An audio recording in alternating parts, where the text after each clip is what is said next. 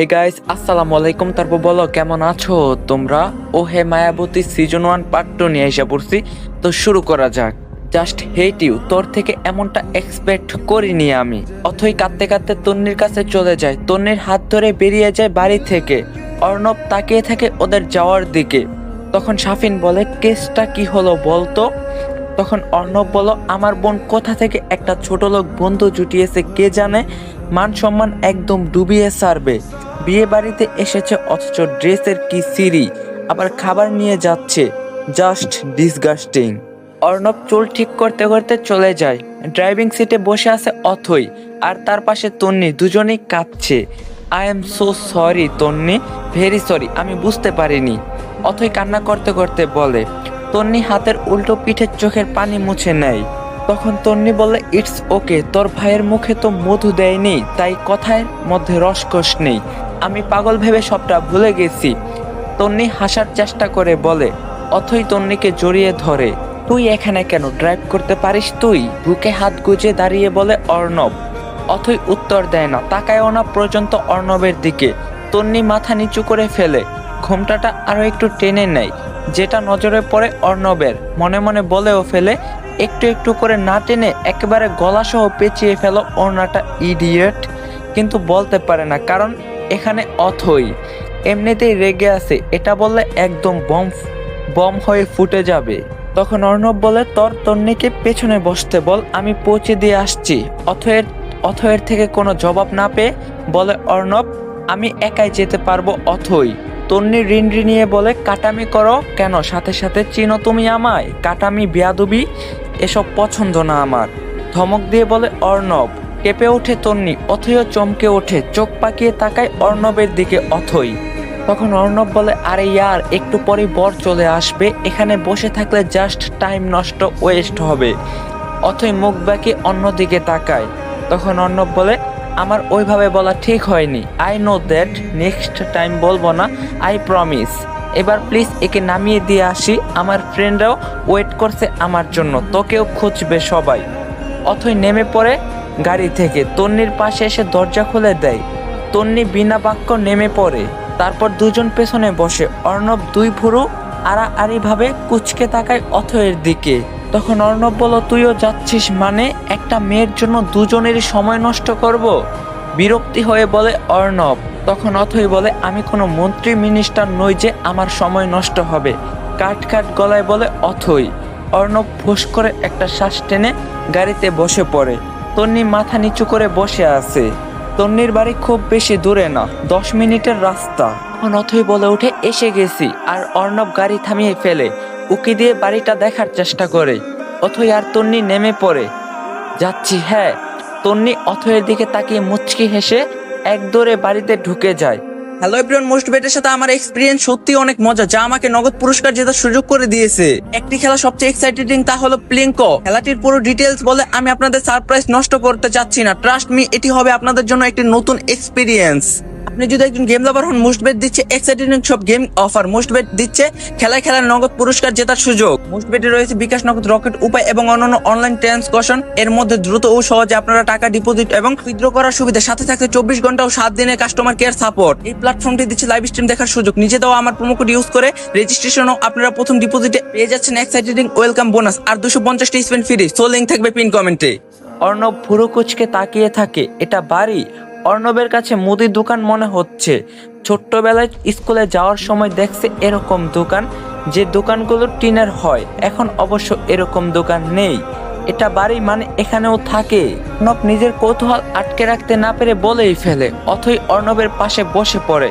সবাই তো আর তোর আমার মতো 10 তলায় থাকে না, তাদের বাবার কারি কারি টাকাও নেই। অর্ণব বিরক্ত হয়। সোজা কথা সোজাভাবে বলতে পারি না, পারস না তুই, তাই না? বলেই গাড়ি চালানো শুরু করে অর্ণব। তন্নি পা টিপে টিপে বাড়িতে ঢুকে। মায়ের রুম থেকে আওয়াজ আসছে, নিশ্চয়ই ভাইয়াকে পড়াচ্ছে। রান্নাঘরে উকি দেয় তন্নি, সেখানে উনুনে ভাত বসানো। দুপুরের এটো থাল বাসনগুলো পড়ে আছে। কথা ছিল তন্নি বাসায় ফিরে রান্না করবে। শুকনো ঢোক গিলে প্লেট নিয়ে সেখানে নিজের আনা খাবারগুলো রাখে।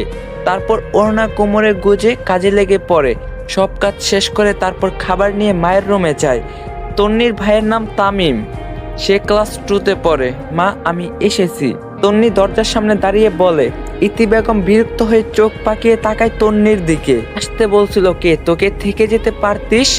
মা আমি এসেছি, এসে আমাকে উদ্ধার করছো তুমি? রেগে বলে ইতি বেগম। তন্নির হাসি মুখটা চুপসে যায়। তখন তন্নির ভাই বলল, আপু আমার জন্য কি এনেছিস? তামিম গলা উঁচু করে দেখার চেষ্টা করে বলে। তন্নি আবার হেসে ফেলে, এগিয়ে গিয়ে ভাইয়ের সামনে খাবার নামায়। তামিম খুশিতে গদগদ হয়ে খেতে শুরু করে। তন্নি নয়ন ভরে দেখতে থাকে। এখানে খাম্বার মতো দাঁড়িয়ে আছিস কেন? শর্ট চোখের সামনে থেকে এগে বলে ওঠে ইতি বেগম। তন্নি মুখ ফুটে বলার সাহস পায় না, মা আমি ভাইয়ার সাথে খাই। সে মাথা নিচু করে চুপচাপ বেরিয়ে যায়। চোখের কোণে একটুখানি পানিও জমে যায়, সেটা হাতের উল্টো পিঠে মুছে ফেলে। সিদ্ধ আলু মরিচ ডাল ভাত খেয়ে নেয় তন্নি। আজকে কলেজে যেতে হবে। অথই যাবে না বলে পরপর 3 দিন কলেজ মিস দিয়েছে তন্নি। আজকে অথয়ের যাওয়ার কথা। সকাল সকাল সব কাজ সেরে তন্নি তৈরি হয়ে নেয়। ইতি তামিমকে রেডি করাচ্ছে স্কুলের জন্য। মা আমি যাচ্ছি, ভাইয়াকে নিয়ে যাব। তখন ইতি বেগম বলল, না আমি দিয়ে আসবো, তুই যা। আর হ্যাঁ তাড়াতাড়ি ফিরবি। তোর বড়লোক বান্ধবীর সাথে একদম এদিক সেদিক টই টই করে ঘুরবি না। আমার কানে যদি আসে না, পড়ালেখা বন্ধ করে দিব তোর, বলে দিলাম। তন্নি মাথা নিচু করে হ্যাঁ বলে। তারপর আকাশি রঙের ওড়নাটা ভালো করে মাথায় পেঁচিয়ে ব্যাগটা কাঁধে চাপিয়ে বেরিয়ে যায়। প্রতিদিন অথইকে ডেকে নিয়ে যায় তন্নি, কিন্তু আজকে বাড়ির মধ্যে ঢুকবে না পণ করছে। ওই জল্লাদ লোকটার সামনে পড়তে চায় না তন্নি। তন্নির ফোন নিয়ে যে কল করে অথইকে বের হতে বলবে, তাই অথয়ের বাড়ির সামনে দাঁড়িয়ে আছে। গেটে দাঁড়ানো এখানে নেই, নিশ্চয়ই খেতে গেছে। এবার করবে কি তন্নি? খানিকটা পায়চারি করে একটা বুদ্ধি বের করে তন্নি মুচকি হেসে এক দৌড়ে চলে যায় অথয়ের বাড়ির পেছনে।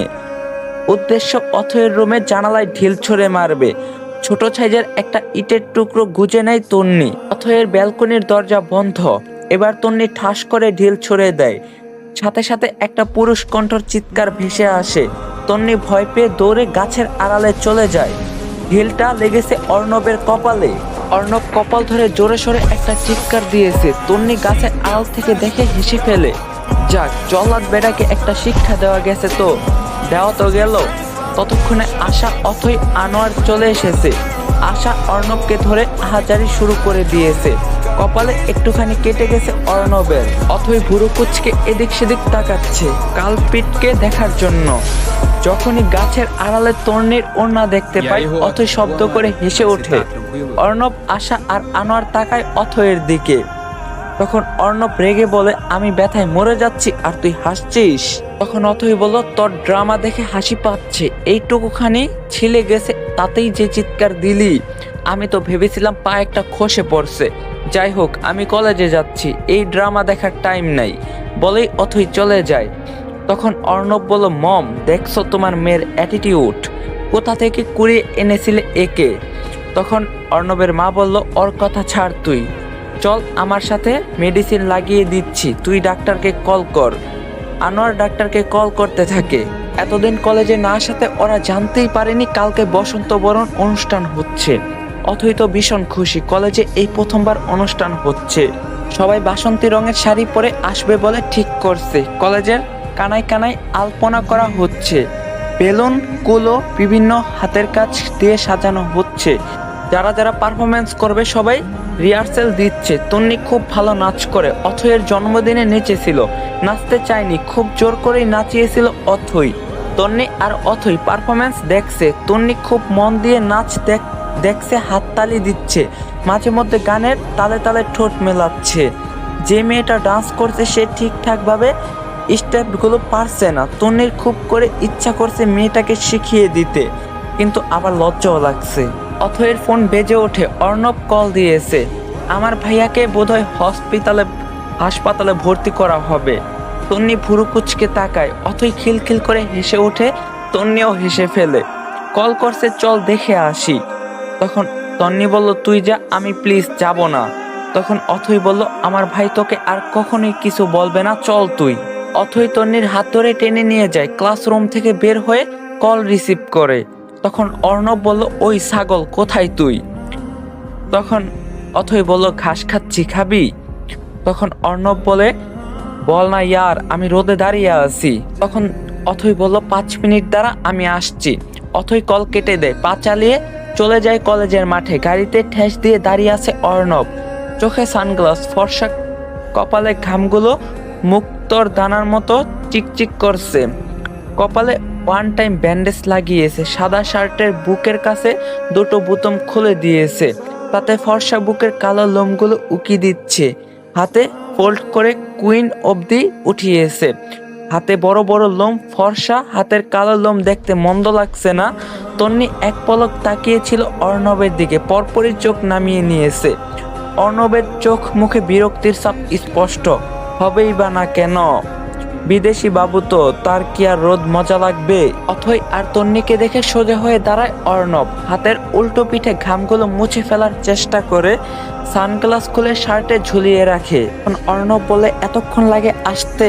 বেজায় বিরক্ত গলায় বলে অর্ণব। তখন অথই বলে, উড়োজাহাজ ছিল না তো আমার কাছে যে উড়ে উড়ে আসবো। নিজের ওড়না দিয়ে অর্ণবের কপালের ঘামগুলো মুছে দিতে দিতে বলে অথই। অন্য সময় হলে অর্ণব ছেড়ে দিত না, কিন্তু এখন মুড ভালো, তাই তর্ক করলো না। তখন অর্ণব বলল, গাড়িতে বস, মার্কেটে যাব। অর্ণব গাড়ির পেছনের দরজা খুলে দিয়ে বলে। তখন অথই বলল, কিছু কেনার নেই আমার। তখন অর্ণব বলল, চুপচাপ বস, বড় ভাইয়ের মুখে তর্ক করা নিষেধ। তন্নি কি করবে বুঝতে পারছে না, চলে যাবে এখান থেকে নাকি দাঁড়িয়ে থাকবে। প্রচন্ড অস্বস্তিতে পড়ে গেছে। তখন অর্ণব বলল, এই যে অথয়ের তন্নি, তুমি দাঁড়িয়ে কেন? বসো জলদি। অর্ণব তন্নিকে বলে ওঠে। চমকে ওঠে তন্নি, আসলে এটাও অ্যাকসেপ্ট করেনি। অর্ণব ভুরু কুচকে তাকায় তন্নির দিকে। অর্ণব মনে মনে বলে, বুঝলাম না, ধমক দিলে কেঁপে ওঠে, ডাকলেও কাঁপে, মিষ্টি কথা বললেও কাঁপে। কাঁপাকাঁপি রোগ আছে নাকি তোমার? কে হাত গুজে সোজা হয়ে দাঁড়িয়ে বলে অর্ণব। তন্নি কি বলবে বুঝতে পারছে না, প্রচন্ড নার্ভাস সে, তার গলা শুকিয়ে কাঠ হয়ে গেছে। তখন অর্ণব বলল, কি বলছি আমি? অর্ণব এবার গম্ভীর গলায় বলে। তন্নি জিভ ভিজিয়ে ঠোঁট ভিজিয়ে নেয়। আমাকে বাসায় যেতে হবে, মাথা নিচু করে রিনিয়ে বলে তন্নি। তখন অর্ণব বলল, আই নো দ্যাট, ইভেন আমাদের বাসায়ও যেতে হবে। সো কটামি বাদ দিয়ে দ্রুত বসে পড়ো। খালি কটামি গুরুজন মানেই না। বলতে বলতে ড্রাইভিং সিটে বসে পড়ে অর্ণব। তন্নি ভেজা বেড়ালের মতো অথইয়ের পাশে বসে পড়ে। অথই আপাতত সাজুগুজু করতে ব্যস্ত।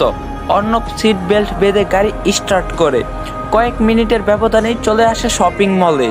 তন্নি জানালার কাচের ফাঁকে মাথা বের করে গুনতে থাকে।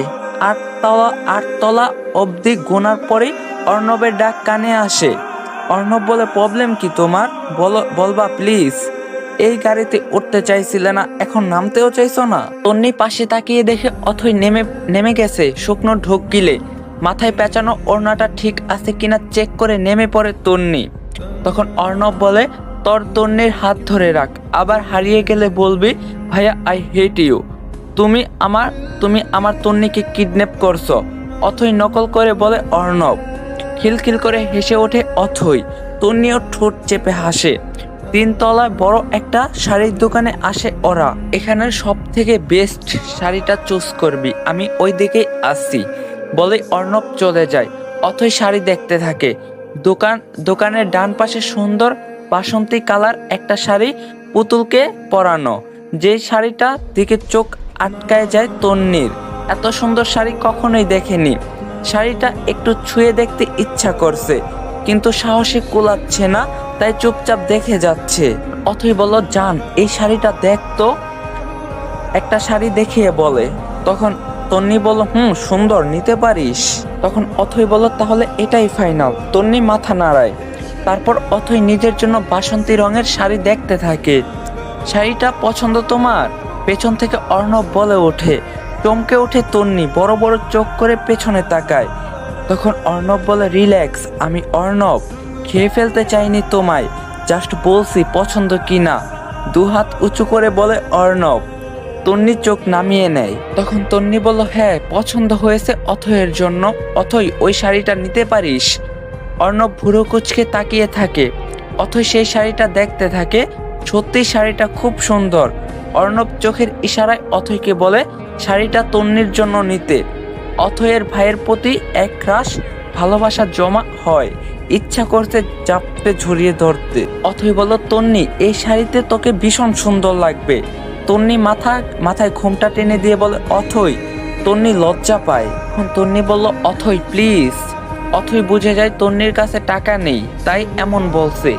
অথই তন্নির কানের কাছে ঠোঁট নেয়।